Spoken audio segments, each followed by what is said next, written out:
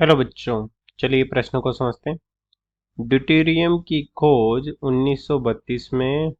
Harold उरे द्वारा 1H तथा 2H में एक विशेष संक्रमण के लिए तरंगदैर्ध्य के अल्प परिवर्तन को नापकर की गई।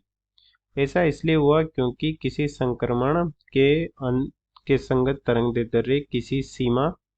तक नाभिक के द्रव्यमान पर निर्भर करती है। यदि नाभिकीय गति को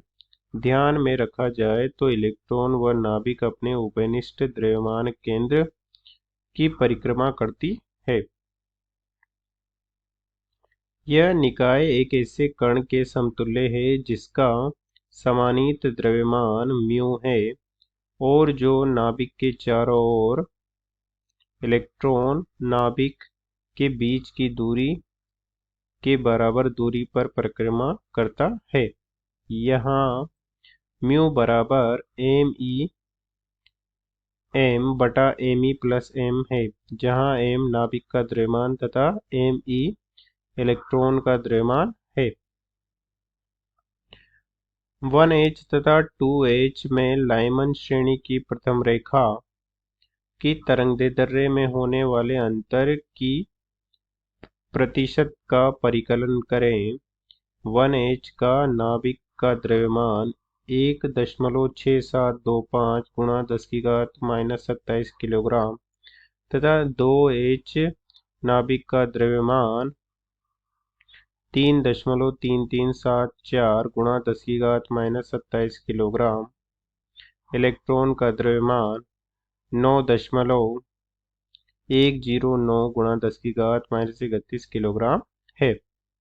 हमें लाइमन श्रेणी की प्रथम रेखा की तरंगदैर्ध्य में होने वाले अंतर का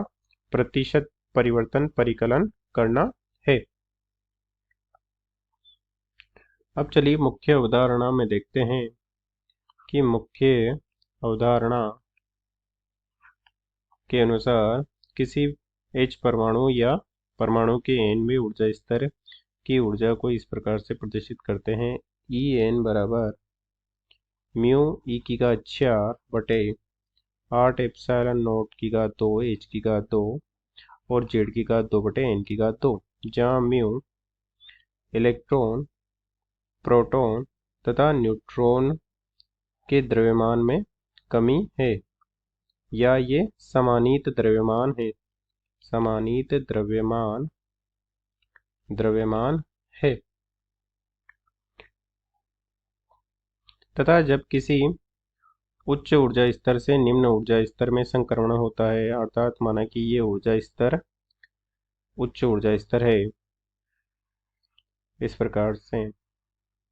n बराबर 1, n बराबर 2, n बराबर 3, n बराबर 4, तो उच्च ऊर्जा स्तर से निम्न ऊर्जा स्तर में संक्रमण होता है तो ऊर्जा स्तरों के अंतराल के बराबर का फोटोन का उत्सर्जन होता है, अर्थात E4 माइनस E1 बराबर hν का फोटोन का उत्सर्जन होता है। तो इसे हम इस प्रकार से लिख सकते हैं कि माना कि डेल्टा En हो जाएगा ये म्यू ई की घात 4 Z की घात 2 8 एप्सिलॉन नॉट 2 H की घात, और माना कि N2 से N1 में संक्रमण हो रहा है इस प्रकार से, तो ये डेल्टा En बराबर हो जाएगा hν के बराबर का। तथा हम देख सकते हैं कि आवृत्ति न्यू बराबर होता है c बटा लैम्डा। अब इसे हम लैम्डा में के मान में परिवर्तित कर सकते हैं, तो c बराबर लैम्डा का म्यू में मान रख देंगे तो ये हो जाएगा 1 बटा लैम्डा बराबर म्यू ई की घात 4 Z की घात 2 बटे 8 एप्सिलॉन नॉट 2 C H की घात 3, और ये हो जाएगा N1 की घात 2 माइनस N2 की घात 2, और यहाँ से हम H के लिए तथा 1H2 के लिए ज्ञात कर सकते हैं, जो कि हो जाएगा एच के लिए म्यू एच ई की घात 4 बटे हो जाएगा 8 एप्सिलॉन नॉट की घात 4 सी और एच की घात 3 और ये हो जाएगा 1 N1 की घात 2 N2 की घात 2 और इसी प्रकार से ड्यूटेरियम के लिए हो जाएगा म्यू डी ई की घात लेम ई की घात 4 जेड का मान दोनों के लिए एक एक है तो मान रख दिया हमने एप्सिलॉन नॉट की घात 4 सी एच की घात 3 बटे हो जाएगा 1 N1 की घात 2 माइनस N2 की घात 2। और यहाँ से हम देख सकते हैं कि 1/λ समानुपाती है समानीत द्रव्यमान के, या इसे हम लिख सकते हैं कि लैम्डा समानुपाती है 1/μ के। क्योंकि प्रश्न में हमें म्यू समानीत द्रव्यमान का मान दिया गया है इसलिए हम इसे परिवर्तित कर लेंगे और हमसे प्रश्न में पूछा गया है कि हमें तरंग दैर्ध्य में परिवर्तन ज्ञात करना है। तो तरंग दैर्ध्य में प्रतिशत परिवर्तन होगा तरंग दैर्ध्य में प्रतिशत परिवर्तन जो कि हो जाएगा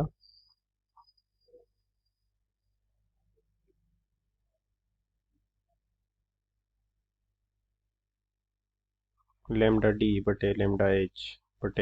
एच गुणा 100, या ये हो जाएगा लैम्डा डी बटे लैम्डा एच माइनस 1 बटे गुणा 100, या इसे म्यू के रूप में हम लिखना चाहेंगे तो इसे हम लिख सकते हैं कि म्यू एच बटे म्यू डी माइनस 1 गुणा 100। अब इसे हम मान रख देंगे इसके, तो म्यू हम लिख रहे हैं तरंग दैर्ध्य में प्रतिशत परिवर्तन, जिसे हमने लिखा है लैम्डा डी बटे लैम्डा एच माइनस 1 गुणा 100, या इसे हमने लिखा है लैम्डा एच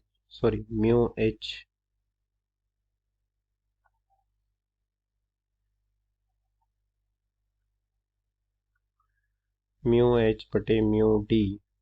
माइनस 1 गुणा 100। और म्यू का मान प्रश्न में दिया गया है कि म्यू का मान है म्यू एच के लिए M E capital M H बटा M E plus M H, तो म्यू डी के लिए हो जाएगा M E M D plus M E plus M D, और ये मान हम यहाँ पर रखेंगे तो ये हो जाएगा एम ई एम एच बटा M E plus M H बटे हो जाएगा एम ई गुणा एम डी बटे हो जाएगा M E plus M D minus 1 गुणा 100, और हल करने पर ये हो जाएगा 1 plus M E small M E बटा एम डी बटे हो जाएगा 1 प्लस एम ई प्लस बटे एम एच माइनस 1 गुणा 100, और इसको हम ऊपर ले जाएंगे, इसे हम ऊपर ले जाएंगे, ये यहाँ पे ब्रैकेट है, तो ये हो जाएगा 1 प्लस एम ई बटे M D 1 plus M E बटे एम डी एम एच है ये की घात माइनस 1 और गुणा में हो जाएगा 100। तो द्विघात समीकरण से ये -12 आ जाएगा और ये हो जाएगा द्विपद प्रमेय से ये -12 आ जाएगा और ये हो जाएगा एम ई बटे M D 1 minus small M E M H minus 1 गुणा 100, और ये था लैम्डा डी बटे लैम्डा एच माइनस 1 का गुणा 100। और यहाँ से हम देख सकते हैं कि एम ई का मान एम डी की तुलना में बहुत छोटा है, इसलिए हमने उच्च घातों को नगण्य मानते हुए इन्हें गुणा कर देंगे। ये हो जाएगा एम ई बटा capital M D, M E बटा एम एच, सॉरी ये माइनस में होगा, माइनस एम ई एच, और ये हो जाएगा माइनस एम ई बटे M D M H minus 1 गुणा 100। और ये हो जाएगा M E small M E गुणा बटे हो जाएगा एम डी माइनस एम